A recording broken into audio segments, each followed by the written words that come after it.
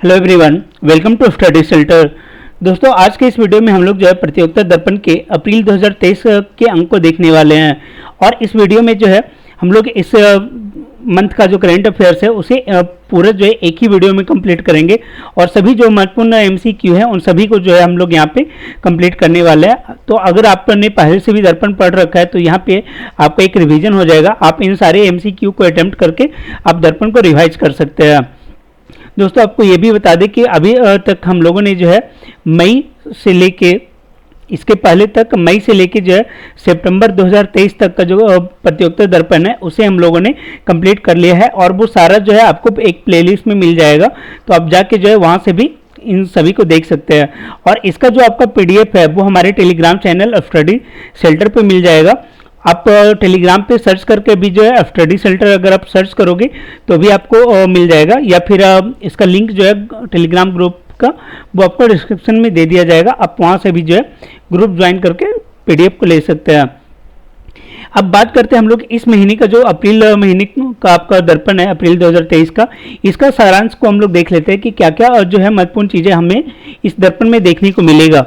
तो देखो, आपको मालूम हुआ कि त्रिपुरा, नागालैंड और मेघालय यहाँ पे विधानसभा चुनाव हुआ था, तो उससे रिलेटेड आपको करंट अफेयर्स मिल जाएगा। उसके बाद देखो, कुछ करंट अफेयर्स जो होते हैं ना वो टाइम के अकॉर्डिंग वो फिर लैप्स कर जाता है क्योंकि नया डेटा जो है उसकी जगह पे आ जाता है। जैसे कि आपका ये सारा हो गया कि जो अग्रिम अनुमान लगाया गया था तो वो आपका जो है इंपॉर्टेंट नहीं होगा। फिर खाद्यान्न का जो अग्रिम अनुमान था वो भी ज़्यादा फायदेमंद नहीं है। रेपो रेट का जो है नया अपडेट आ चुका है। आपको ये जो दर्पण है वो अप्रैल का है और अभी जो है वो आपका सितंबर का दर्पण आ गया है। ठीक है, तो आपको जो लेटेस्ट वाली जो दर्पण है वहाँ पे ज़्यादा अच्छा ये इकोनॉमिकल जो कंटेंट है वो मिल जाएगा। तो इन सभी को जो है हमने जो है जहाँ जो इम्पोर्टेंट नहीं था उसे स्किप करके चले और बाकी के सारे करंट को जो है यहाँ पे समाहित किया गया। एक चीज़ इसमें और था, इसमें आपका टेली डेंसिटी दिया हुआ था। ठीक है, टेली डेंसिटी इसमें दिसंबर का दिया हुआ है और इसमें हमने जो है अगस्त का जो पीडी था उसमें जो टेली डेंसिटी का रिपोर्ट आया था अगस्त 2023 का, उसे मैंने इंक्लूड कर दिया। अर्थात ये आपके लिए थोड़ा अपडेटेड ही ये आपका दर्पण होगा। ओवरऑल बोला जाए तो ये आपके लिए काफ़ी फायदेमंद होगा। और इन सब के अलावा आप देखो तो ग्रैमी अवार्ड है, उसके बाद महिला प्रीमियर लीग हुआ था उससे रिलेटेड प्रश्न मिलेगा, रणजी ट्रॉफी का मिलेगा। तो काफ़ी फायदेमंद ये होने वाला है। तो आइए शुरू करते हैं इस सेशन को। देखते हैं पहले प्रश्न को। पहला प्रश्न पूछा गया है कि भारत के 22वें विधि आयोग के कार्यकाल में के संबंध में कौन सा कथन सत्य है। इसका गठन 1 फरवरी 2020 को की गई थी। इसके कार्यकाल को 21 अगस्त 2024 तक के लिए बढ़ा दिया गया है। 22वें विधि आयोग के अध्यक्ष ऋतुराज अवस्थी हैं और फोर्थ ऑप्शन है उपरोक्त सभी। तो देखो, इसका सही आंसर हो जाएगा आपका उपरोक्त सभी। जो विधि आयोग है ये आपका 22वां विधि आयोग का गठन किया गया था और ये गठन कब किया गया था तो 21 फरवरी 2020 को इसकी अधिसूचना जारी हुई थी। और इसका जो कार्यकाल होता है वो 3 साल का होता है। ठीक है, 3 ईयर का होता है। तो इसका जो डेट है वो आपका 20 फरवरी 2023 को समाप्त हो रहा था। ठीक है, 20 फरवरी 2023 को समाप्त हो रहा था। तो उसी को ध्यान में रखते हुए इस के टाइम पीरियड को जो है वो 1.5 साल के लिए बढ़ा दिया गया। अब ये जो है 21 अगस्त 2024 तक के लिए बढ़ा दिया गया। 21 नहीं, 31 अगस्त 2024, 31 अगस्त 2024 तक के लिए ये बढ़ा दिया गया है। अर्थात 1.5 वर्ष की इसमें वृद्धि की गई है। ठीक है, तो यहाँ पे जो है और एक चीज़ और याद रखना, जो 22वें विधि आयोग है उसके जो अध्यक्ष बनाए गए हैं वो ऋतुराज अवस्थी बनाया गया है। तो ये सारा स्टेटमेंट जो है आपका सही होगा। आप इसमें सुधार कर लेना, ऐसे मैं पीडीएफ में इसे जो है अपडेट कर दूंगा। तो 31 अगस्त 2024 के लिए तक के लिए इसे बढ़ा दिया गया। तो ये सारे स्टेटमेंट जो है यहाँ पे सही है। देख लेते हैं आगे। बोला जा रहा है कि विधि आयोग जो है एक कार्यकारी निकाय है। तो ये बिल्कुल सही है। ना ही ये संवैधानिक है और ना ही ये सांविधिक है, ये एक कार्यकारी निकाय है। और इसकी जो प्रमुख कार्य है वो होता है कानूनी सुधार हेतु कार्य करना। ठीक है, और ये 3 वर्ष का होता है। और जो इसके पहले अध्यक्ष थे, जो पहले विधि आयोग के अध्यक्ष थे वो थे MC शीतलवाड़। और ये पूछा भी जाता है एग्जाम में, इसलिए आप इसे नोट डाउन कर लेना कि MC शीतलवाड़ जो है वो पहले विधि आयोग के अध्यक्ष थे। और इस बार जो 22वां विधि आयोग है उसके अध्यक्ष कौन है तो ऋतुराज अवस्थी इसके अध्यक्ष है। देखते हैं अगले प्रश्न को। आगे पूछा जा रहा है कि फरवरी 2023 में नामीबिया के बाद किस अफ्रीकी देश से 12 चीते भारत लाए गए हैं। दक्षिण अफ्रीका, इथोपिया, युगांडा या मेडागास्कर। तो याद रखिएगा पहले तो आपका नामीबिया से लाया गया था, नामीबिया से कितना तो 8 चीते जो है आपके लाए गए थे, और अभी जो है दक्षिण अफ्रीका से जो 12 और चीते लाए गए हैं। ठीक है, तो दक्षिण अफ्रीका से भारत चीते लाए गए हैं और इन्हें रखा कहाँ गया है, तो इन्हें जो है कुनो नेशनल पार्क में ही रखा गया है। पहले भी जो चीते लाए गए थे उन्हें जो है कुनो नेशनल पार्क में रखा गया था। और एक प्रश्न ये भी पूछ लिया जाता है कि ये कुनो नेशनल पार्क आखिर है कहाँ, तो याद रखिएगा ये आपका एमपी में मिलेगा। देखते हैं अगले प्रश्न को, पूछा जा रहा है VY, ठीक है, VY 524 मालवान और VY 525 मांगरोल क्या है, युद्धपोत, मिसाइल, एंटी टैंक एयरक्राफ्ट या फाइटर प्लेन। तो याद रखिएगा इसका सही आंसर होगा युद्धपोत। भारत जो है आत्मनिर्भर भारत के तहत जो है वो स्वयं अपने देश में ही आपका युद्धपोत बना रहा है, और उसी के तहत जो है VY 524 मालवान और VY 525 मांगरोल जो है वो आपका बनाया जा रहा है। और कहाँ बनाया जा रहा है, तो ये कोचीन में बनाया जा रहा है, या फिर आप बोल सकते हैं कोची। ठीक है, कोची में जो आपका शिप मैन्युफैक्चरिंग यूनिट है वहाँ पे इसका निर्माण किया जा रहा है, और ऐसा बोला जा रहा है कि ये पूरा जो है वो आपका स्वदेशी तरीके से बनाया जाएगा। इसमें जो भी आपका सामान लगेंगे वो भी जो है स्वदेशी रहेगा। तो ये आत्मनिर्भर भारत को जो बूस्ट देने का काम है, और रक्षा जो क्षेत्र है उसे भी जो है आत्मनिर्भर बनाने का प्रयास गवर्नमेंट के द्वारा किया जा रहा है। आगे के हाल ही में हाइपरसोनिक टेक्नोलॉजी डेमोन्स्ट्रेटर व्हीकल का परीक्षण किसके द्वारा किया गया। देखो हाइपरसोनिक टेक्नोलॉजी डेमोन्स्ट्रेटर व्हीकल, इसका पूछ रहा है कि किसके द्वारा जो है किसके द्वारा इसका परीक्षण किया गया है। तो ऑप्शन है ISRO, DRDO, Hindustan aeronautics limited, फिर हिंदुस्तान एरोनॉटिक्स लिमिटेड, और यहाँ पे ये जो है वार्क, या फिर आप कोई और भी ऑप्शन ले लो, क्योंकि इसका सही आंसर जो है वो आपका DRDO है। ठीक है, DRDO जो है इसका सही आंसर है। DRDO के द्वारा जो है हाइपरसोनिक टेक्नोलॉजी डेमोन्स्ट्रेटर व्हीकल का जो है वो परीक्षण किया गया है।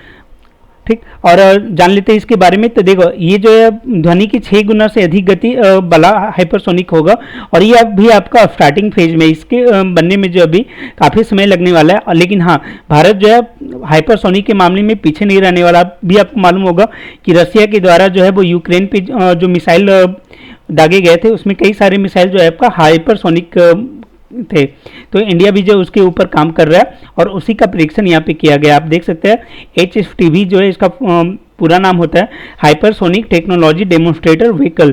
तो याद रखिएगा इस चीज़ को कि DRDO के द्वारा इसका परीक्षण किया गया है। आगे की फरवरी 2023 में इसरो ने आज़ादी सैट 2 उपग्रह का प्रक्षेपण किस यान की सहायता से की थी। ऑप्शन है SSLV D2, PSLV C57, LV M3 M4, PSLV C52। तो याद रखिएगा कि इसरो ने जो है आज़ादी सैट 2 और 2 और उपग्रहों का अर्थात 3 उपग्रहों का प्रक्षेपण जो है वो SSLV D2 के द्वारा किया था। अगर बात करें SSLV D2 की, तो इसका जो फुल फॉर्म होगा वो होगा कि स्मॉल सैटेलाइट लॉन्च व्हीकल। ठीक है, तो उसके द्वारा ये प्रक्षेपण किया गया 3 सैटेलाइटों का, और वो 3 छोटे सैटेलाइट कौन कौन थे, तो एक तो अमेरिका का जानूस 1 था, उसके बाद चेन्नई की स्टार्टअप है स्पेस किड्स, उसके द्वारा जो है आज़ादी सेट 2 का निर्माण किया गया था, और तीसरा जो है इसरो का एक पृथ्वी अवलोकन उपग्रह था, अर्थ ऑब्जर्वेटरी सैटेलाइट अर्थात EOS 07। तो इन 3 का जो है प्रक्षेपण इसरो के द्वारा किया गया फरवरी 2023 में, और किसके माध्यम से, तो SSLV D2 के माध्यम से। अगर बाकी के इन ऑप्शन को देखें तो हाल ही में आपको मालूम होगा कि इसरो के द्वारा जो है आदित्य L1 लॉन्च किया गया है। आदित्य L1, तो वो किसके द्वारा लॉन्च किया है, तो वो आपका PSLV C57 के द्वारा लॉन्च किया गया। और LV M3 M4 क्या है, तो इसके द्वारा जो है आपका चंद्रयान 3 लॉन्च किया गया था। चंद्रयान 3 वो जो है इसके द्वारा लॉन्च किया गया था। लॉन्च व्हीकल मार्क 3 M4 इसका पूरा नाम है। ये पुराना जो है आपका GSLV का ये आपका नया नाम है। पहले ये GSLV जो आपका बाहुबली सैटेलाइट लॉन्च व्हीकल था उसी का ये नया नाम है LV M3 M4। देखते हैं अगले प्रश्न को। पूछा जा रहा है विदेश मंत्री S जयशंकर के अनुसार 2022 में कितने लोगों ने भारत की नागरिकता को त्याग कर किसी अन्य देश की नागरिकता हासिल की है। तो इसका सही आंसर हो जाएगा 2.25 लाख लाख अर्थात 2.25 लाख जो भारतीय हैं उन्होंने जो अपनी नागरिकता को त्याग कर किसी अन्य देश की नागरिकता हासिल की है। और ये स्टेटमेंट जो है वो भारत के विदेश मंत्री के द्वारा जो है लिखित प्रश्न के जवाब में संसद भवन में दिया गया है। ठीक है, एस जयशंकर जी के द्वारा ये दिया गया है संसद भवन में। और देखो इसका रीजन हो सकता अलग अलग हो सकता है। एक तो कुछ लोग जो है वो आपको टैक्स जो रिजिम या फिर टैक्स हेवन कंट्री बोलते हैं वहाँ पे चले जाते हैं क्योंकि वहाँ जो है उन्हें टैक्स नहीं देना पड़ता। दूसरा जॉब के कारण जो है वो इंडिया छोड़ देते हैं क्योंकि उन्हें बेहतर जॉब कहीं मिलता है और बेहतर उन्हें लगता है कि ये फैसिलिटी है। तो उसी के बारे में बताया गया कि 2022 में जो है 2.25 लाख लोगों ने भारत की नागरिकता को त्यागा था और वहीं 2021 में ये जो आंकड़ा था वो आपका 1.63 लाख था। ठीक है, तो ये आप ध्यान में रख सकते हैं। आगे है कि विधि मंत्रालय के अनुसार 1 फरवरी 2023 तक किस उच्च न्यायालय में सबसे अधिक मामले लंबित थे। तो इसका सही आंसर हो जाएगा आपका Allahabad high court. Allahabad high court में जो है 1 फरवरी 2023 तक 10,30,000 मामले जो है वो लंबित थे और सबसे ज़्यादा जो मामला है वो इलाहाबाद हाई कोर्ट में ही लंबित है। जबकि अगर बात करें सिक्किम हाई कोर्ट की तो वहाँ पे मात्र जो है 171 मामले लंबित थे। और जो आपका सुप्रीम कोर्ट है, सुप्रीम कोर्ट में 1 फरवरी 2023 तक जो है लंबित मामलों की जो कुल संख्या थी वो आपका 69,511 था। तो ये आप ध्यान रख सकते हैं। ऐसे एग्जाम में आपको ये पूरा डेटा नहीं पूछेगा, बस आप याद रखें कि जो इलाहाबाद हाई कोर्ट है वहाँ पे सबसे ज़्यादा जो है वो लंबित मामला है और सबसे कम आपका सिक्किम हाई कोर्ट में है। ठीक है, और सुप्रीम कोर्ट में जो आपको 69,000 के आसपास है। ये आपका काम आएगा अगर आप मेंस लिख रहे हैं ना, तो मेंस में जो है आपको ये फैक्ट काम आएगा क्योंकि बोला जाता है कि न्याय में देरी जो है वो आपका एक तरीके से अन्याय को ही बताता है, मतलब न्याय नहीं मिलना ही कहलाता है। और ये जो जवाब है वो हमारे जो विधि मंत्री किरण रिजिजू जो उस समय जो है वो विधि मंत्री थे। आज की अगर डेट में बात करें तो किरण रिजिजू जो है वो आपके पृथ्वी विज्ञान मंत्रालय संभाल रहे हैं, पृथ्वी विज्ञान मंत्रालय। ठीक है, अगर बात करें विधि मंत्रालय अभी किसके पास है तो ये जो है आपका अर्जुन राम मेघवाल के पास है, अर्जुन राम मेघवाल। ठीक है, तो उनके पास अभी ये मंत्रालय है और ये जो चेंजेज है वो आपका 18 मई 2023 के बाद हुआ था। तो इसलिए आप जो भी फैक्ट मई 2023 के पहले पढ़ रहे होंगे वहाँ पे आप अपडेट कर लेना इन चीज़ों को। तो यहाँ पे बताया गया था और उनके द्वारा कि संसद भवन में ये जवाब दिया गया था कि 1 फरवरी 2023 तक जो है देश में के जो सभी 25 हाई कोर्ट है वहाँ पे जो लंबित मामलों की कुल संख्या है वो आपका 59 लाख है। ठीक है, ये पूरे आपका हाई कोर्ट की बात किया जा रहा है। 25 हाई कोर्ट में जो है आपका 59 लाख जो है मामले लंबित है। आप देख सकते हैं 59 लाख से कुछ ज़्यादा, और उनमें सबसे ज़्यादा जो है आपका इलाहाबाद हाई कोर्ट में अकेले जो है वो आपका 10.30 लाख लंबित है और सबसे कम मामला जो है वो आपका सिक्किम में है 171, मात्र 171 मामले जो यहाँ पे है सिक्किम हाई कोर्ट में। तो ये बातें यहाँ पे की गई थी और इसी में एक और जवाब दिया गया कि जो सुप्रीम कोर्ट है वहाँ पे जो है 69,511 मामले लंबित हैं। देखते आगे, विधि मंत्रालय के अनुसार 1 फरवरी 2023 तक किस उच्च न्यायालय में सबसे कम मामले लंबित हैं। तो अभी हम लोगों ने देखा सिक्किम उच्च न्यायालय में जो है सबसे कम मामले लंबित है 171। आगे के निम्नलिखित में कौन सही सुमेलित है। त्रिपुरा के मुख्यमंत्री कोनराड के संगमा, नागालैंड के मुख्यमंत्री नेफ्यू रियो, मेघालय के मुख्यमंत्री मानिक सा, या सभी सुमेलित है। देखो इसका सही आंसर हो जाएगा आपका ऑप्शन नंबर बी। नागालैंड के जो मुख्यमंत्री हैं वो है नेफ्यू रियो। अगर बाकी की बात करें तो मेघालय के जो मुख्यमंत्री हैं वो आपके कोनराड संगमा हैं और त्रिपुरा के मुख्यमंत्री आपका मानिक सा हैं। ठीक है, मानिक सा त्रिपुरा के मुख्यमंत्री हो गया, नागालैंड के नेफ्यू रियो और मेघालय के जो है कोनराड के संगमा जो है वो हैं। अब जो आपको मालूम होगा कि जो इन तीनों राज्यों में जो है इलेक्शन हुआ था, तो यहाँ से इनके मुख्यमंत्री के बारे में पूछा जा सकता है। और दूसरा जो है प्रश्न बनता है कि इन सारे राज्यों का जो है वो सीटों की संख्या पूछ दिया जाता है या फिर ये पूछ दिया जाता है कि कौन सी पार्टी ने जो है वहाँ पे सरकार बनाई है। तो देखो त्रिपुरा जो विधानसभा चुनाव था वो कितनी सीटों के लिए था, वहाँ पे मतलब सीटों की संख्या कितनी है, 60 है। और वहाँ पे जो है बीजेपी और आईपीएफटी के द्वारा जो है वो बहुमत लाया गया है और उनकी सरकार बनी है। और त्रिपुरा के जो मुख्यमंत्री बने हैं वो अब कौन बने हैं, आपका मानिक शाह बने हैं। और त्रिपुरा में जो है बीजेपी ने कितनी तो 32 सीट जीती है, और उनका जो सहयोगी था वो था आईपीएफटी। आईपीएफटी का मतलब होता है indigenous people front of Tripura. ये दोनों का जो है कोलेबोरेशन था, और उसके बाद जो है ये मतलब बीजेपी जो है अपना गवर्नमेंट बनाई है। ठीक, अगर बात करें नागालैंड की, तो नागालैंड में भी जो सीटों की संख्या थी वो आपका 60 था, और यहाँ पे जो है एनडीपीपी और बीजेपी के द्वारा जो है बहुमत मतलब गठबंधन किया गया, और इन दोनों ने मिलकर जो है वो सरकार बनाया है। और देखो आप देख सकते हैं यहाँ पे 31 सीट लानी थी, और इन दोनों के मिलने के बाद जो है 37 होता है, और फिर इन लोगों ने वहाँ पे सरकार बनाई है। तो नागालैंड में भी आपका जो है वो बीजेपी की सरकार देखने को मिलेगी। ठीक, आगे देखते हैं मेघालय की। अगर बात करें तो मेघालय में जो सीटों की कुल संख्या है वो आपका 59 था। कितना 59 चुनाव हुए थे 59 सीट पे, जबकि सीटों की जो संख्या है वो वहाँ पे 60 है।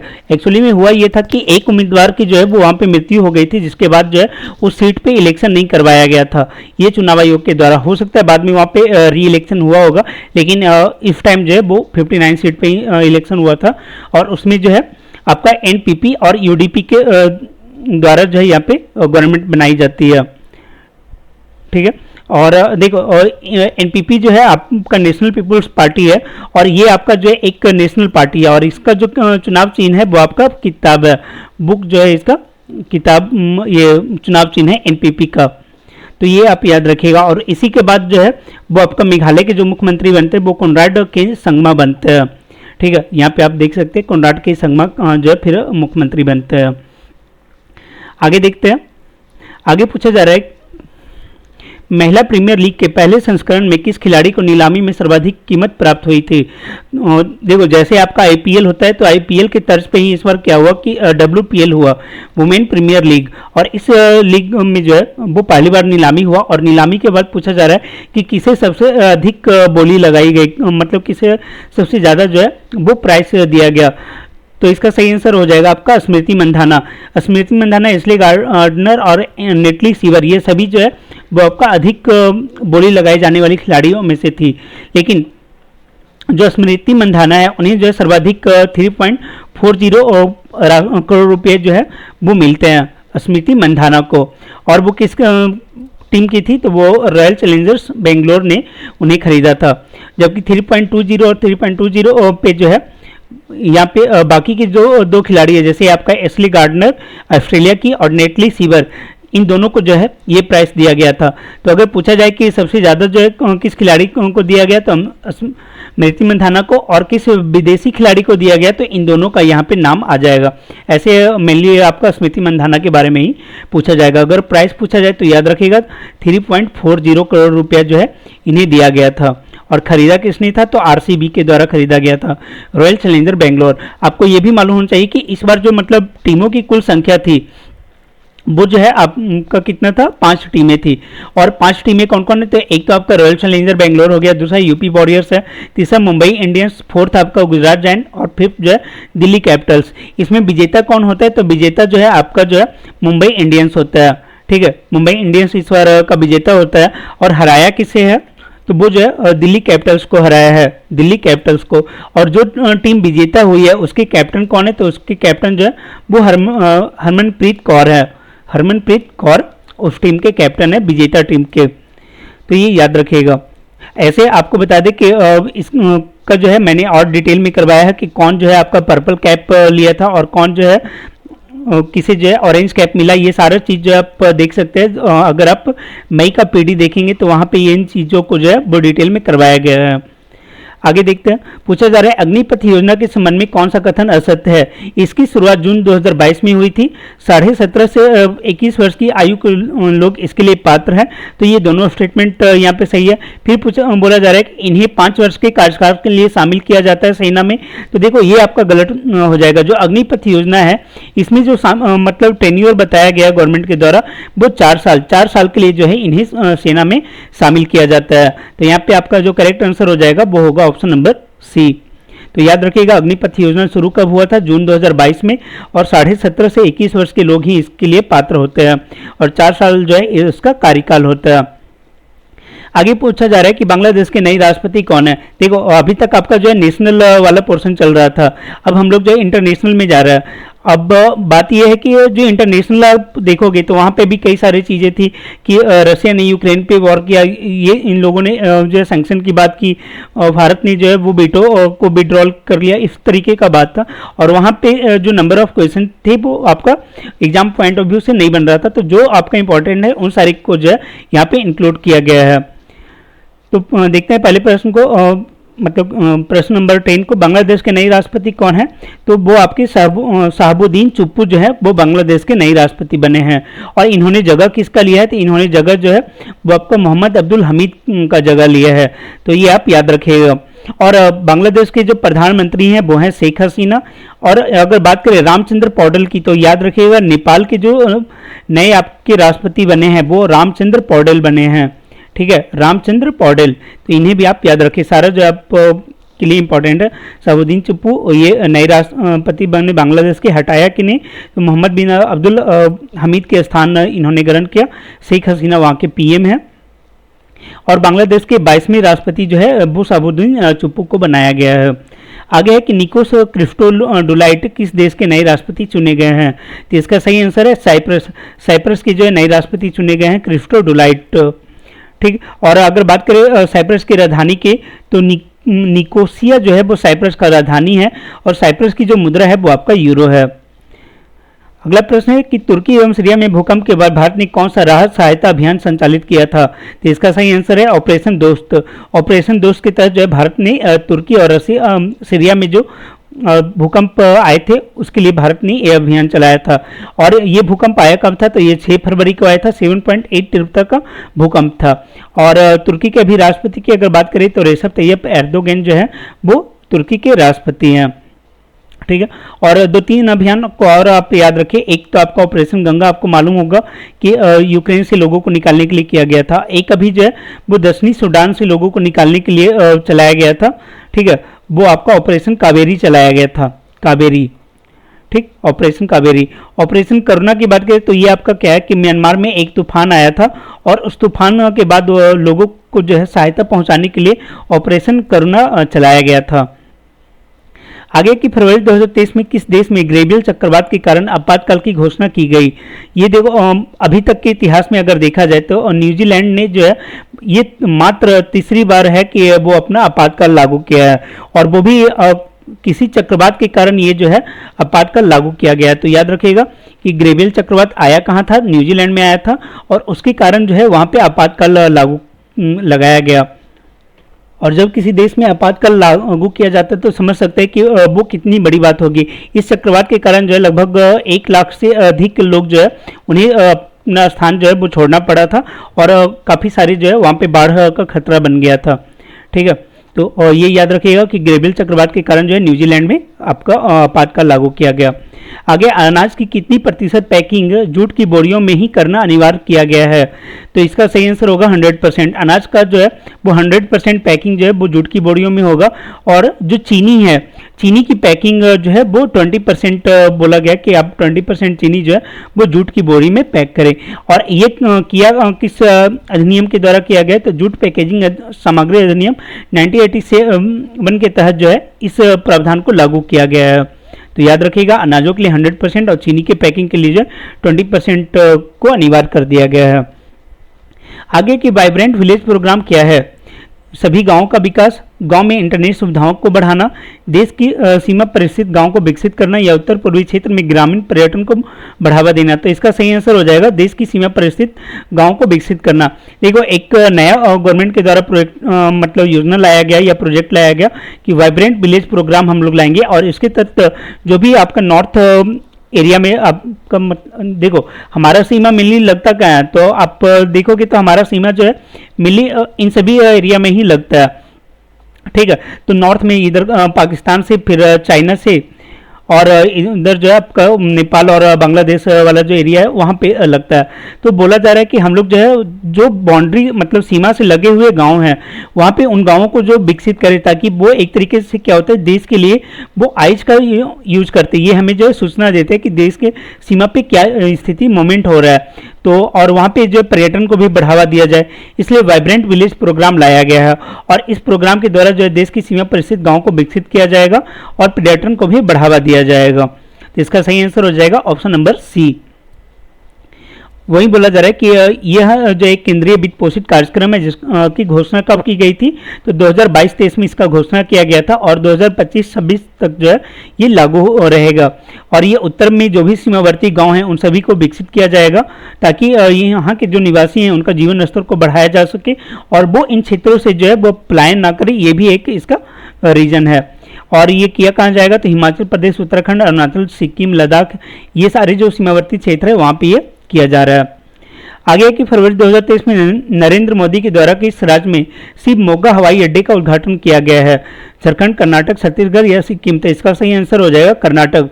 कर्नाटक में जो एक नया हवाई अड्डा बनाया गया शिवमोगा हवाई अड्डा, और इसके साथ ही जो हवाई अड्डों की कुल संख्या है वो आपका 148 हो जाता है। ठीक है, ये फरवरी 2023 तक का स्थिति का हम बात कर रहे हैं। और उसके पहले क्या है कि एक रीवा हवाई अड्डे का भी जो है उद्घाटन किया गया था।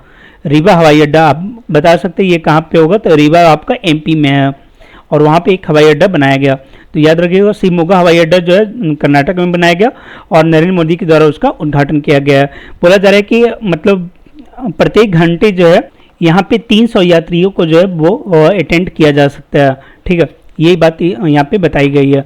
आगे देखते हैं, पूछा जा रहा है यूनिसेफ इंडिया ने अपना राष्ट्रीय सद्भावना राजदूत किसे नियुक्त किया है। ऑप्शन है आयुष्मान खुराना, विक्की कौशल, नीरज चोपड़ा या पीवी सिंधु। तो इसका सही आंसर होगा आयुष्मान खुराना।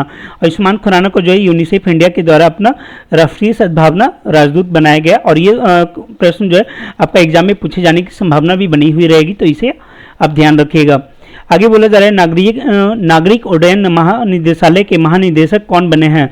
तो इसका सही आंसर होगा विक्रम देवदत्त। विक्रम देवदत्त जो है वो नागरिक उड्डयन महानिदेशालय अर्थात DGCA जो है, GCA, ठीक है, DGCA मतलब क्या हो गया, तो ये Directorate General of Civil Aviation, उसके महानिदेशक आपके बनाए गए हैं विक्रम देवदत्त। और इन्होंने जगह किसका लिया है, तो इन्होंने जो है अरुण कुमार का जगह जो है इन्होंने लिया है।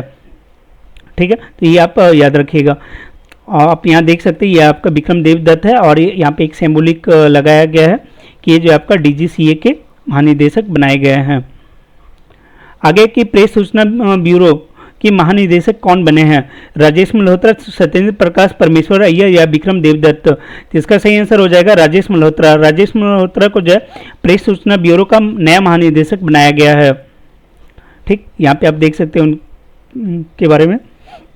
आगे वर्ल्ड बैंक के निदेशक मंडल में भारत के कार्यकारी निदेशक कौन किन्हें नियुक्त किया गया है। तो याद रखिएगा परमेश्वरन अय्यर जो है वो वर्ल्ड बैंक के निदेशक मंडल में भारत के कार्यकारी निदेशक बनाए गए हैं। और ये जो है पहले क्या थे कि ये आपका नीति आयोग के CEO बनाए गए थे। ठीक है, नीति आयोग के CEO बनाए गए थे, अब इन्हें जो है वो वर्ल्ड बैंक का निदेशक मंडल बना दिया गया। तो इसका मतलब वर्ल्ड बैंक का जो मतलब जो नीति आयोग का CEO है वो भी आपका चेंज हो गया होगा। ये आपका परमेश्वरन अय्यर हो गया, वर्ल्ड बैंक में भारत के जो है वो कार्यकारी निदेशक चुने गए। वहीं नीति आयोग के जो नए मुख्य कार्यकारी निदेशक बने हैं वो आपका बन गए हैं R सुब्रमण्यम। ठीक है, BR सुब्रमण्यम जो है वो आपका नीति आयोग के नए मुख्य कार्यकारी निदेशक बन गए। और बहुत सारे एग्जाम में ये पूछा भी गया है, इसलिए आप याद रखिएगा नीति आयोग के ये नए CEO है BR सुब्रमण्यम इनका पूरा नाम है। और इन्होंने जो है जगह किसका लिया, तो परमेश्वरन अय्यर का स्थान लिया है। वहीं अगर बात करें सुमन बेरी की, तो ये जो है वर्तमान में नीति आयोग के उपाध्यक्ष हैं। अगर पूछा जाए नीति आयोग के अध्यक्ष कौन है, तो आपको ये मालूम होना चाहिए कि नीति आयोग का जो अध्यक्ष होते हैं वो हमारे PM होते हैं। ठीक है, PM होते हैं। आगे के 65वें ग्रैमी पुरस्कार में किस भारतीय ने ग्रैमी अवार्ड जीता है। तो इसका सही आंसर होगा रिकी गेज। रिकी गेज ने जो है 65वां जो ग्रैमी पुरस्कार हुआ था उसमें जो है रिकी गेज को ग्रैमी अवार्ड दिया गया। और ये जो 3 बार ग्रैमी अवार्ड पाने वाले पहले भारतीय बन गया। 3 बार इन्होंने जो है ये ग्रैमी अवार्ड जीता है। यहाँ पे आप देख सकते हैं उनके बारे में कि रिकी गेज का ये तीसरा ग्रैमी पुरस्कार था। इसके पहले वो 2015 में बेंड्स ऑफ समसारा के लिए, 2022 में जो डिवाइन टाइटस के लिए जो है उन्हें प्राइज दिया जा चुका है। और इस बार जो उन्हें दिया गया है वो भी दिया गया डिवाइन डाइस के लिए ही। देखो जो प्राइज का नाम है वो आपका जो है वो इमर्सिव एक मिनट, इमर्सिव ऑडियो एल्बम का अवार्ड इन्हें मिला है। ठीक है, ऑडियो एल्बम का अवार्ड इस बार इन्हें दिया गया। और किसके लिए? तो डिवाइन टाइटल्स के लिए। और पिछली बार जो अवार्ड मिला था वो इसी एल्बम के लिए मिला था, लेकिन वो कैटेगरी जो था वो आपका न्यू एज एल्बम था। न्यू एज एल्बम के लिए इन्हें दिया गया था। ठीक है, तो एक ही एल्बम के लिए 2 प्राइज मिला है, एक 2022 में और एक 2023 में। तो इन चीज़ों को आप याद रखिएगा। इमर्सिव ऑडियो एल्बम प्राइज जो है दिया गया है आपका रिकी केज को, और ये आपका तीसरा ग्रैमी अवार्ड इनका है। देखो, एक और नाम है जो हर साल मतलब पिछले 6-7 साल से जो है वो नॉमिनेट हो रही है, लेकिन उन्हें जो प्राइज नहीं मिल रहा है। तो बस आपको याद रखना है कि अनुष्का शंकर, ठीक है, ये जो है पंडित रविशंकर की बेटी है, इन्हें जो है एल्बम बिटवीन अस को जो है ग्लोबल म्यूजिक एल्बम कैटेगरी में नॉमिनेट किया गया। और इनका जो गाना है उधेरो ना, उसको जो है बेस्ट ग्लोबल म्यूजिक के परफॉर्मेंस कैटेगरी में नॉमिनेट किया गया, लेकिन इन्हें प्राइज़ नहीं मिला है। बस आपको एक इन्फॉर्मेशन रखना है कि अनुष्का शंकर का जो संबंध है वो आपका संगीत से है। ठीक है, संगीत के क्षेत्र से जो है ये संबंधित है। देखते हैं अगले प्रश्न को। आगे बताया जा रहा है, देखो आगे जो है आपका ग्रैमी अवार्ड के बारे में ही और डिटेल में बताया गया कि ये 65वां ग्रैमी अवार्ड जो है कहाँ हुआ था, तो लॉस एंजलिस में हुआ था। और इसे जो है और बोला क्या जाता है, तो national academy of recording arts and science जो है के द्वारा जो है ये दिया जाता है। और नीचे देख सकते हैं रिकी गेज को जो है ये भारतीय को मिला उनके एल्बम के लिए डिवाइन टाइटल्स के लिए कौन सा पुरस्कार, तो इमर्सिव ऑडियो एल्बम का जो है उन्हें प्राइज़ दिया गया है। और उन्होंने इस प्राइज़ को किसके साथ शेयर किया, तो ब्रिटिश रॉक बैंड है द पुलिस के ड्रमर फ्लीटवुड कोपलैंड के साथ उन्होंने जो है ये प्राइज़ अपना शेयर किया है। ठीक है, तो ये आप ध्यान रखिएगा। आगे पूछा जा रहा है कि 65वें ग्रैमी पुरस्कार के संबंध में कौन सा सही सुमेलित है, तो एल्बम ऑफ द ईयर किसे दिया गया, हैरी ज हॉर्स को, ये सही है। सॉन्ग ऑफ द ईयर किसे दिया गया, तो जस्ट लाइक डैट को दिया गया है। रिकॉर्ड ऑफ द ईयर किसे दिया गया, तो ये आपका अबाउट डैम टाइम के लिए दिया गया, अर्थात ये तीनों जो है आपका सही हो जाएगा। आप यहाँ पे देख सकते हैं कि ग्रैमी पुरस्कारों में जो है सॉन्ग ऑफ द ईयर पुरस्कार यूएसए की जो गायक है बोनी राइट, ठीक है, बोनी राइट को उनके गीत जस्ट लाइक डैट को दिया गया है।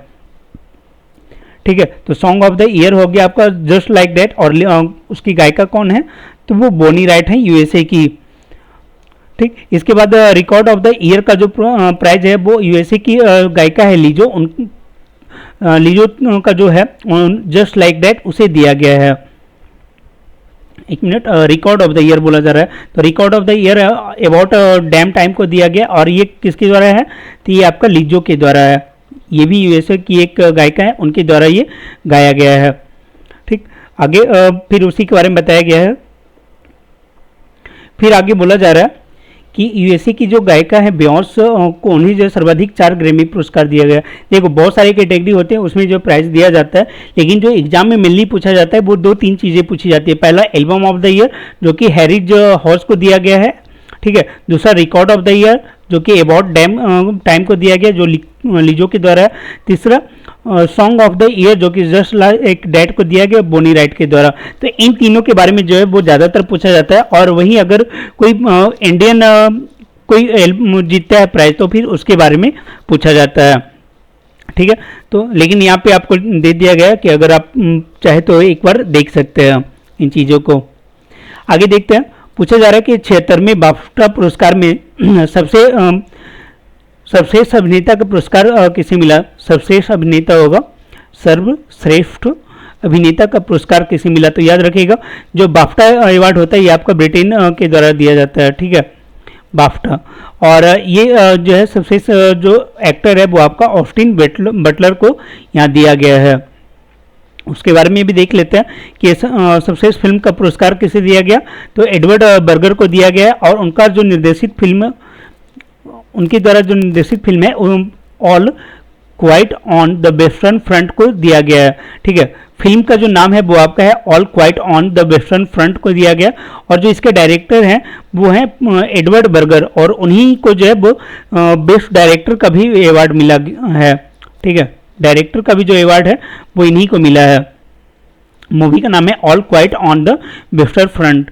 और जबकि अगर बात करें सबसे जो है आपका अभिनेता का, तो वो किसे मिला है, तो वो आपका ऑस्टिन बटलर को दिया गया है, ऑस्टिन बटलर को। ठीक है, और पूछा जाए कि ऑस्टिन बटलर को किस मूवी के लिए दिया गया, तो इन्हें जो है फिल्म एल्विस के लिए दिया गया है। ठीक है, एल्विस में इन्होंने एल्विस प्रिस्ले का रोल किया था, उसी के लिए जो है इन्हें ऑस्टिन बटलर को ये प्राइज़ दिया गया। अगर फीमेल की बात करें तो उसमें जो है वो फिल्म तार के लिए जो है अभिनेत्री केट ब्लैंचेट को ये प्राइज़ दिया गया है। किन्हें, तो केट ब्लैंचेट को ये प्राइज़ जो है वो दिया गया है सर्वश्रेष्ठ अभिनेत्री का। तो यही दो तीन चीज़ें जो है वो बाफ्टा के बारे में आपका पूछा जाता है, तो आप इसे ध्यान में रखिएगा। पहला की जो सर्वश्रेष्ठ मूवी थी वो आपका था all quite on the western front. दूसरा जो बेस्ट डायरेक्टर हो गया वो हो गया एडवर्ड बर्गर, जो कि इसी मूवी के हैं। और तीसरा जो है वो सर्वश्रेष्ठ अभिनेता कौन हो गया, तो ऑस्टिन बटलर। उसके बाद फिर सर्वश्रेष्ठ अभिनेत्री कौन सी है, तो वो आपका केट ब्लैंचेट है। ठीक है, और इनकी जो मूवी है वो आपका टार है। आगे वो बोला जा रहा है कि फीफा के वर्ष 2022 का सर्वश्रेष्ठ फुटबॉलर किसे चुना गया, Lionel Messi, Rafael Nadal, Mary या फिर एमिलियानो मार्टिनेज। तो इसका सही आंसर हो जाएगा लियोनल मेसी को जो है ये प्राइज दिया गया फीफा का वर्ष 2022 का सर्वश्रेष्ठ फुटबॉलर का प्राइज। आप यहाँ पे देख सकते हैं, यहाँ पे बताया गया कि the best FIFA main player जो है वो लियोनल मेसी को दिया गया। और अगर फीमेल की बात करें तो वो जो है एलेक्सा पुटलेस को दिया गया, ये स्पेन की है। और मेसी के बारे में तो मालूम ही है कि ये अर्जेंटीना के खिलाड़ी हैं। और इस बार जो मतलब फीफा वर्ल्ड कप है वो आपका अर्जेंटीना ने ही जीता था और उसके कैप्टन जो है वो लियोनल मेसी ही थे। तो इन्हें एक और प्राइज यहाँ पे मिल जाता है। ठीक है, बेस्ट कैप्टन का यहाँ पे एक और प्राइज इन्हें दिया जाता है, मतलब जो टीम है उसका प्राइज जो है इन्हें दिया जाता है। फिर बाकी भी सारे कैटेगरी लेकिन वो पूछा नहीं जाता, मेनली आप इन्हें याद रखें कि जो बेस्ट फुटबॉलर है वो मेसी है। और महिला कैटेगरी में जो एलेक्सा पुटलेस को ये अवार्ड दिया गया, फीफा वुमेन्स प्लेयर जो है इन्हें दिया गया। और ये लगातार दूसरा बार ये अवार्ड इन्होंने जीता है। देखते हैं अगले प्रश्न को। आगे पूछा जा रहा है कि फरवरी 2023 में पाकिस्तान के पूर्व राष्ट्रपति परवेज मुशर्रफ का निधन हो गया, उनका जन्म कहाँ हुआ था। ये काफ़ी अच्छा क्वेश्चन है। पूछा जा रहा है कि जो परवेज मुशर्रफ थे जिनका निधन हुआ है वो उनका जन्म कहाँ हुआ था, दिल्ली, लाहौर, पंजाब या गुजरात। तो सही आंसर होगा दिल्ली। दिल्ली में जो है उनका जन्म 11 अगस्त 1943 को हुआ था और 79 वर्ष के एज में जो है 5 फरवरी 2023 को निधन हो जाता है। और इन्हीं के काल में, मतलब परवेज मुशर्रफ के काल में ही जो है 1999 में कारगिल युद्ध हुआ था, उस टाइम ये पाकिस्तान सेना के अध्यक्ष थे। कुछ और व्यक्तियों का जो निधन हुआ है उनके बारे में भी जान लेते हैं।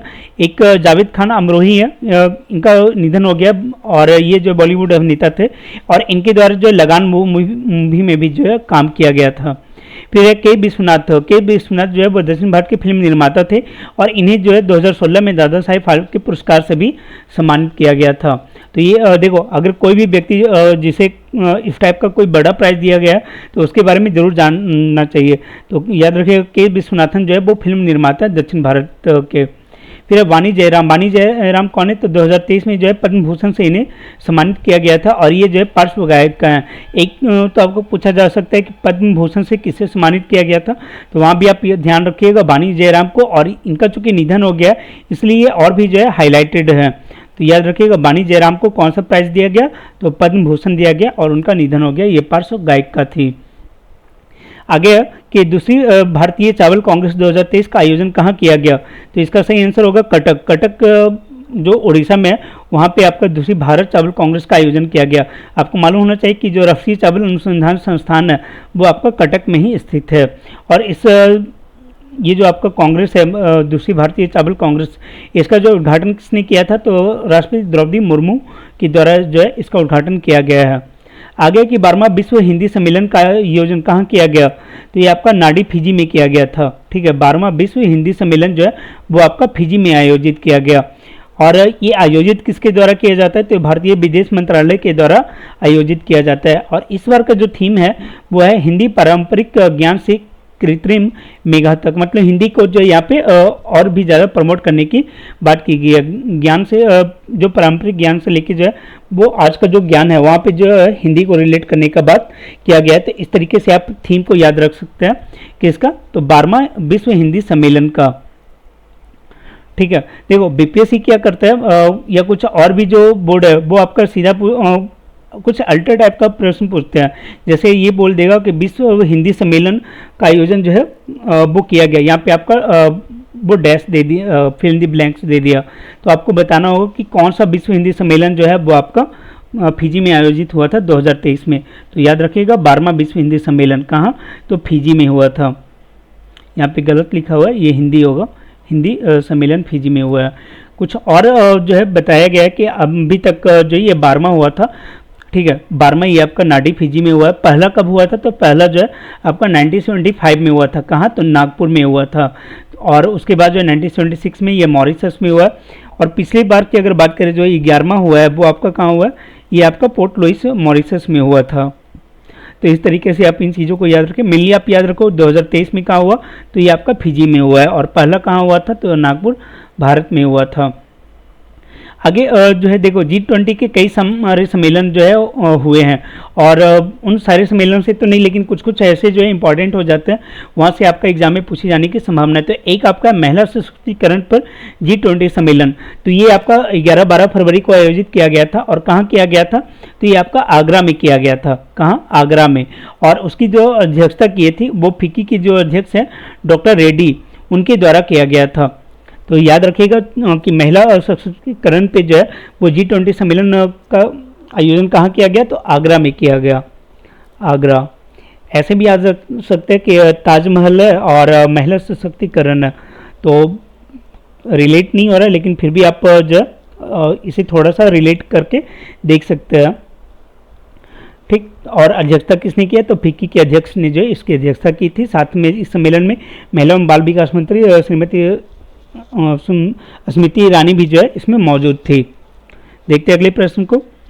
आगे पूछा जा रहा है दुस्लिक, या फिर इसे दसलिक भी बोला जाता है। दसलिक सैन्य अभ्यास भारत और किस देश के बीच होता है, पाकिस्तान, उज्बेकिस्तान, कजाकिस्तान, मंगोलिया। तो आपको बताना है कि इसका आयोजन जो है किस देश के बीच होता है। तो ये भारत और उज्बेकिस्तान के बीच आयोजित किया जाता है दुस्लिक या फिर दसलिक, जो भी आप बोले, दसलिक भी कहीं कहीं पे आपको लिखा हुआ मिल जाएगा। तो याद रखिएगा भारत और उज्बेकिस्तान के बीच। और इस बार जो है फरवरी-मार्च 2023 में इसका आयोजन कहाँ किया गया, तो ये आपका पिथौरागढ़ उत्तराखंड में इसका आयोजन किया गया था। कभी कभी ये भी पूछ लिया जाता है कि कहाँ आयोजित हुआ है। आगे कि किसी विदेशी सैन्य अभ्यास में भारतीय दल का नेतृत्व करने वाली पहली महिला अधिकारी कौन बनी है, ठीक है। मतलब आप इतने सारे जो सेना अभ्यास होते हैं उसमें भारतीय दल का नेतृत्व करने वाली पहली महिला अधिकारी कौन बनी है, ये पूछा जा रहा है। तो इसका सही आंसर होगा अवनी चतुर्वेदी। देखो अवनी चतुर्वेदी ने जो है इंडिया जापान का जो युद्धाभ्यास हो रहा था आपका धर्म गार्जियन, ठीक है, उसमें जो है देखो दो चीज़ है, एक है आपका धर्म गार्जियन, ठीक है, धर्म गार्जियन, और एक जो नया इस बार शुरू है, ये पहली बार ही आयोजित हो रहा है, वीर गार्जियन, ठीक है। वीर गार्जियन 2023 जो है ये पहली बार हो रहा है, और ये आपका वायुसेना अभ्यास है, जबकि धर्म गार्जियन जो है ये आपका थल सेना का अभ्यास है, ठीक है, ये आपका थल सेना अभ्यास है। तो याद रखिएगा धर्म गार्जियन और वीर गार्जियन। तो जो वीर गार्जियन है ये आपका जो एयरफोर्स का है उसी में जो है अवनी चतुर्वेदी के द्वारा लीड किया गया था भारतीय दल का।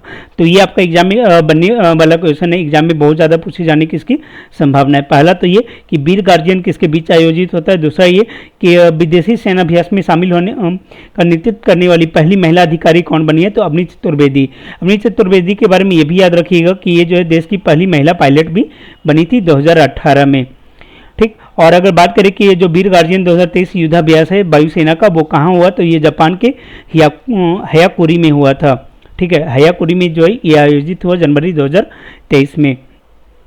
आगे की फरवरी 2023 में गुजरात में आयोजित सागर परिक्रमा क्या है, तो सागर परिक्रमा जो है ये आपका मत्स्य क्षेत्र के कल्याण हेतु केंद्र प्रायोजित एक प्रोग्राम है। और इस प्रोग्राम का जो मेन उद्देश्य है वो यही है कि जो मत्स्य संबंधित योजनाएं हैं और कार्यक्रम है उनका प्रसार जो है इनसे जो रिलेटेड लोगों हैं उनको करना, ठीक है। साथ ही मत्स्य पालन को बढ़ावा देना और समुद्री पारिस्थितिकी तंत्र की रक्षा करना, ये जो है सागर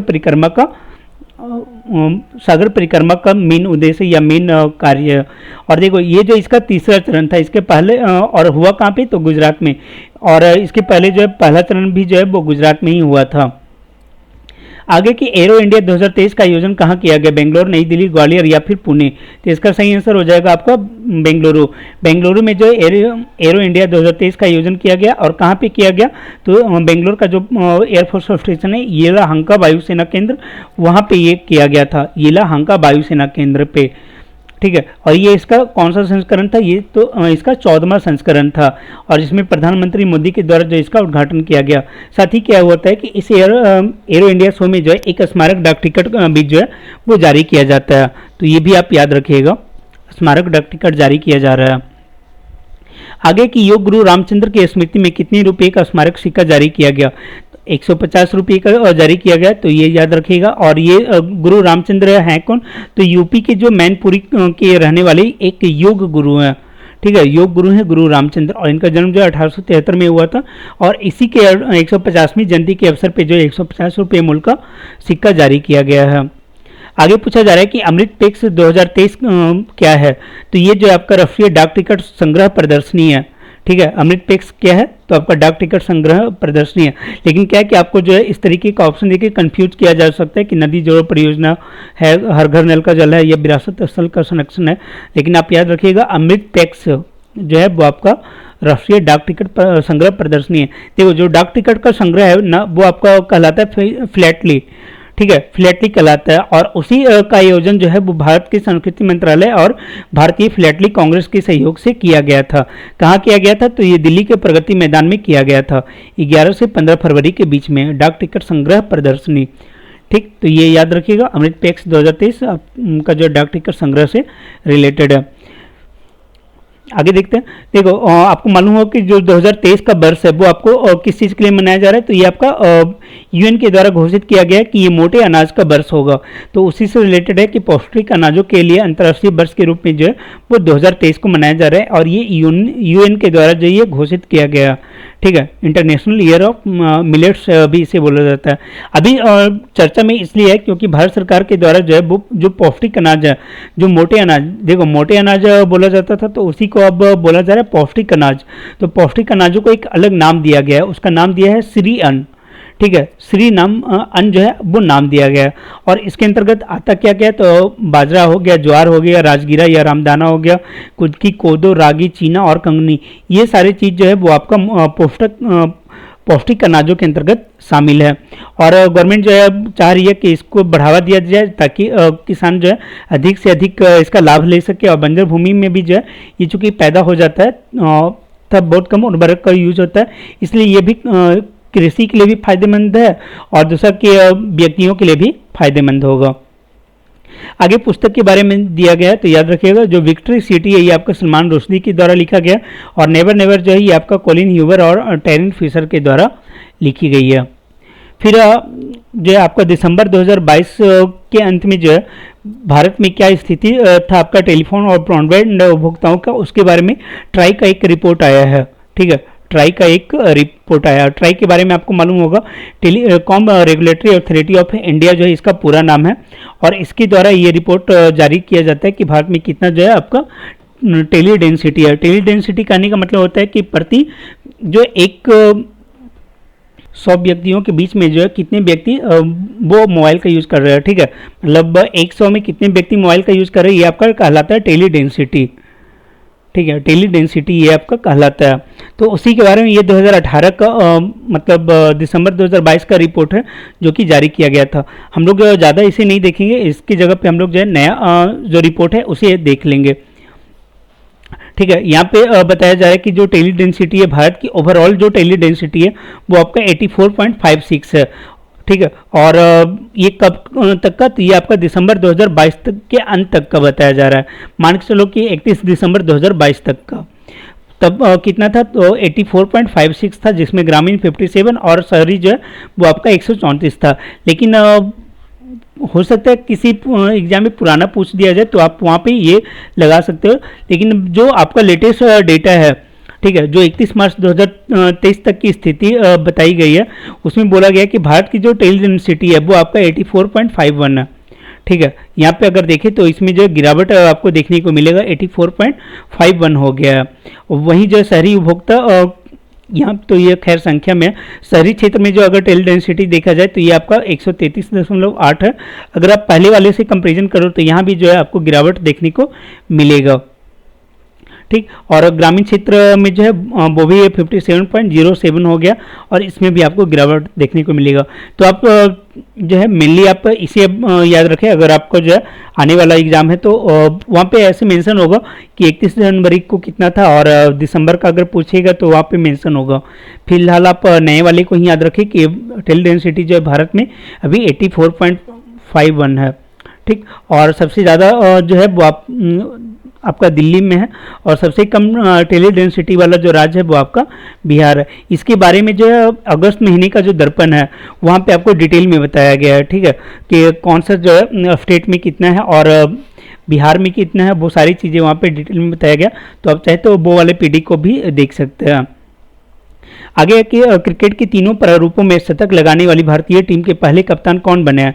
देखो तीनों प्रारूप मतलब क्या कि आपका T20, उसके बाद वनडे और टेस्ट, ये तीनों में जो कैप्टन होना चाहिए और कैप्टन रहते हुए जो है वो आपका शतक लगाए, वो ऐसा खिलाड़ी कौन बना है, तो वो आपका रोहित शर्मा बन गया। आगे कि जनवरी 2023 के लिए ICC cricketer of the month किसे चुना गया है। ठीक है, किसे चुना गया है ये पूछा जा रहा है। तो इसका सही आंसर हो जाएगा आपका शुभमन गिल। शुभमन गिल को जो है वो जनवरी 2023 के लिए आपका ICC player of the month चुना गया है। वहीं अगर बात करें महिला वर्ग में, तो महिला वर्ग में जो है वो ग्रेस सीक्वेंस को जो है वो चुना गया है। ये इंग्लैंड की खिलाड़ी हैं। ठीक, देखते अगले प्रश्न को। पूछा जा रहा है कि 28वां रणजी ट्रॉफी 2022-23 का विजेता कौन है। तो याद रखिएगा सौराष्ट्र जो है वो रणजी ट्रॉफी का विजेता बना है और इसने हराया किसे है, तो इसने जो है बंगाल को हराया है। ठीक है, बंगाल को हरा के ये जो है विजेता बना है। ठीक, ये चीज़ें आप ध्यान रखिएगा। और पूछा जाए कि सौराष्ट्र टीम का कैप्टन कौन था, तो जयदेव उनादकर जो है वो इस टीम के कैप्टन थे। आगे के महिलाओं की 8वीं T20 विश्व कप 2023 का विजेता कौन है। ये देखो काफ़ी अच्छा मतलब प्रश्न है और ये एग्जाम में आपका पूछा जा सकता है कि महिलाओं का जो आपका T20 वर्ल्ड कप हुआ उस 2023 में उसका विजेता कौन हुआ। ठीक है, तो उसका विजेता आपका जो है ऑस्ट्रेलिया हुआ है और उसने हराया किसे है, तो उसने दक्षिण अफ्रीका को हराया है। और ये जो आयोजन कहाँ हुआ था, तो वो भी आपका दक्षिण अफ्रीका में ही हुआ था। तो यहाँ पे आपको 3-4 प्रश्न बनते हैं। पहला कि आपका कौन सा संस्करण था, तो ये आपका 8वां T20 वर्ल्ड कप था और महिलाओं का उसमें विजेता कौन हुआ, तो ऑस्ट्रेलिया हुआ। हराया किसे, तो साउथ अफ्रीका को हराया। आयोजन कहाँ हुआ, तो साउथ अफ्रीका में ही इसका आयोजन किया गया था। देखते हैं अगले प्रश्न को। और इसमें जो कुल टीमों की संख्या थी वो आपका 10 था और ऑस्ट्रेलिया जो है ये आपका 6ठी बार ये टूर्नामेंट जीता है। अब समझ सकते हैं कि अभी तक बोला जा रहा है कि ये उसका 6ठी था और 8 जो है अभी तक हुआ है। ठीक है, 8 हुआ है और पहला जो आपका हुआ था 2009 में हुआ था, जिसका विजेता आपका न्यूजीलैंड था। उसके बाद फिर न्यूजीलैंड ही विजेता होता है। और सॉरी, यहाँ पे मैं उपविजेता को देख रहा था। 2009 में जो पहली बार खेला गया T20 महिला वर्ल्ड कप, उसमें जो है इंग्लैंड विजेता बना था। उसके बाद वेस्ट इंडीज बना था। मैं फिर सॉरी, मैं बार बार यहाँ पे गलत बोल जा रहा हूँ। देखो जो महिलाओं की T20 वर्ल्ड कप है उसके बारे में बताया गया है कि पहली बार ये 2009 में हुआ और उसका विजेता जो है वो इंग्लैंड बना था। उसके बाद 3 बार जो है वो आपका ऑस्ट्रेलिया विजेता हुआ। फिर 2016 में भारत में आयोजित हुआ था और उसका जो विजेता है वो आपका वेस्ट इंडीज होता है। ठीक, उसके बाद फिर ऑस्ट्रेलिया जो है विजेता होता है, अर्थात 6 बार जो है वो ऑस्ट्रेलिया विजेता हो गया। ये बात तो जो इसमें बताई गई थी। अगला जो है आपको बताया गया कि 2024 में जो वर्ल्ड कप होगा वो उसका मेज़बानी कौन करेगा। तो उसका मेज़बानी जो है वो आपका बांग्लादेश करने वाला है। जो 9वां T20 वर्ल्ड कप 2024 होने वाला है महिलाओं का, वो उसकी मेज़बानी कौन करेगा, तो बांग्लादेश करेगा। तो आप याद रखिएगा, इससे ये आपका एग्जाम में पूछे जाने की काफ़ी संभावना है कि 2024 का T20 महिला वर्ल्ड कप का आयोजन कौन कर रहा है। आगे देखो ये सारे तो आपका मिन मिन वाले थे, लेकिन कभी क्या होता है कि कुछ जो है एग्जाम में डिफिकल्ट प्रश्न पूछ लिए जाते हैं। जैसे कि नई दिल्ली मैराथन का विजेता कौन है, पहले स्थान पे कौन रहा। तो याद रखिएगा कि नई दिल्ली जो मैराथन हुआ था उसमें जो है पुरुष वर्ग का विजेता मानसी था, और जो महिला वर्ग थी उसमें जो ज्योति गावते जो है वो महिला विजेता बनी थी। और मैराथन मालूम होना चाहिए कि ये जो आपका 42.195 किलोमीटर का ये रेस होता है मैराथन, और जो हाफ मैराथन होता है वो 21 किलोमीटर का होता है। ठीक, तो दिल्ली मैराथन किसने जीता, तो मानसी ने, और महिला वर्ग में ज्योति ने जो है ये जीता है दिल्ली मैराथन को। फिर आगे देखते हैं, आगे पूछा जा रहा है कि राष्ट्रीय बैडमिंटन चैंपियनशिप 2023 का विजेता कौन बना है। तो देखो पहले तो आप ये याद रखो कि राष्ट्रीय बैडमिंटन चैंपियनशिप जो है ये आपका नेशनल लेवल पे बैडमिंटन का चैंपियनशिप है, और ये हुआ कहाँ, तो ये आपका पुणे में हुआ था। विजेता कौन बना, तो मिथुन मंजुनाथ जो है वो विजेता बना है, और पुरुष वर्ग में, जबकि महिला वर्ग में अनुपमा उपाध्याय जो है वो विजेता बनी है। तो ये दोनों को आप याद रख सकते हैं, बाकी उतना ज़्यादा इंपॉर्टेंट नहीं है। आप इन दोनों को याद रखें कि राष्ट्रीय बैडमिंटन चैंपियनशिप पुणे में हुआ, और विजेता जो है आपका मिथुन मंजुनाथ हुई, और महिला वर्ग में जो है अनुपमा उपाध्याय जो है विजेता हुई है। देखते हैं अगले प्रश्न को। आगे जो है वो आपका खेलो इंडिया गेम्स से रिलेटेड है कि 5वां खेलो इंडिया यूथ गेम्स वो कहाँ हुआ, तो ये आपका मध्य प्रदेश की मेजबानी में हुआ। कहाँ, मध्य प्रदेश की मेजबानी में। देखो खेलो इंडिया जो यूथ गेम इंडिया है इसका कई सारे संस्करण होता है। खेलो इंडिया यूनिवर्सिटी गेम, खेलो इंडिया यूथ गेम्स, ठीक है, खेलो इंडिया पैरा गेम्स है, इस टाइप का। तो यहाँ पे पूछा जा रहा है यूथ गेम्स कहाँ हुआ, तो ये आपका एमपी में हुआ था, और जो यूनिवर्सिटी वाला हुआ था वो आपका यूपी में हुआ था। ठीक है, यूपी में हुआ था, और उसमें जो है उसमें क्या था कि उसका उद्घाटन जो है प्रधानमंत्री के द्वारा किया गया था, और जो पंजाब यूनिवर्सिटी जो है उसमें टॉप करती है। यूनिवर्सिटी वाले की मैं बात कर रहा हूँ। यहाँ पे देख लेते हैं, जो यूथ गेम्स हुआ था उसकी मेजबानी जो है वो आपका एमपी ने किया था, और इसमें जो महाराष्ट्र ने जो है सर्वाधिक पदक हासिल किए थे। ठीक है, और इसमें बोला जा रहा है कि 2 नए खेल जो है इसमें शामिल किए गए। कौन से 2 नए खेल शामिल किए, तो एक तो कियाकिंग और दूसरा जो है कैनोइंग। तो इन दोनों को आप याद रखिएगा, ऐसे प्रश्न जो है वो पूछ लिए जाते हैं कि कौन सा 2 नया खेल जो है वो इस बार खेलो इंडिया यूथ गेम्स 2023 में शामिल किया गया। तो याद रखिएगा ये आपका जो है कयाकिंग और कैनोइंग, ये 2 गेम्स जो है इस बार शामिल किए गए थे। ठीक है, देखते अगले प्रश्न को। यहाँ पे कुछ और इन्फॉर्मेशन दिया गया कि जो पहला खेलो इंडिया गेम्स है उसकी मेजबानी जो है वो दिल्ली में किया गया था, और एक मिनट, और उस टाइम जो है इसका नाम होता था खेलो इंडिया स्कूल गेम्स। ठीक है, फिर बाद में ही उसका नाम चेंज करके जो है खेलो इंडिया यूथ गेम्स कर दिया गया। और खेलो इंडिया की शुरुआत कब हुई, तो जनवरी फरवरी 2018 में जो है इसका पहला आयोजन किया गया था। देखते अगले, तो आगे कुछ नहीं है कंप्लीट हो जाता है आपका। तो कैसा लगा आप कमेंट में जो है फीडबैक दे सकते हैं, और आगे भी जो है इस तरीके से आगे जो है हम लोग वीडियो लाते रहेंगे। ठीक है, तो 6 महीने का आपका जो है दर्पण यहाँ पे कंप्लीट करवा दिया गया है। कब से लेके, तो अप्रैल से लेके सितंबर 2023 तक का जो भी दर्पण है वो आपका कंप्लीट करवा दिया गया। बाकी जो है करंट अफेयर्स वो रेगुलर चैनल पे अपडेटेड होते रहते हैं, तो आप चैनल को सब्सक्राइब कर लें और अपने दोस्तों के बीच भी इसे शेयर करें। ठीक है, और पीडीएफ आपको कहाँ मिल जाएगा, पीडीएफ आपको टेलीग्राम चैनल पे मिल जाएगा, उसका लिंक जो है वो आपको दिया हुआ होगा और डिस्क्रिप्शन में, और कमेंट में भी उसे पिन कर दिया जाएगा। तो इस वीडियो में इतना ही। Thanks for watching, thank you.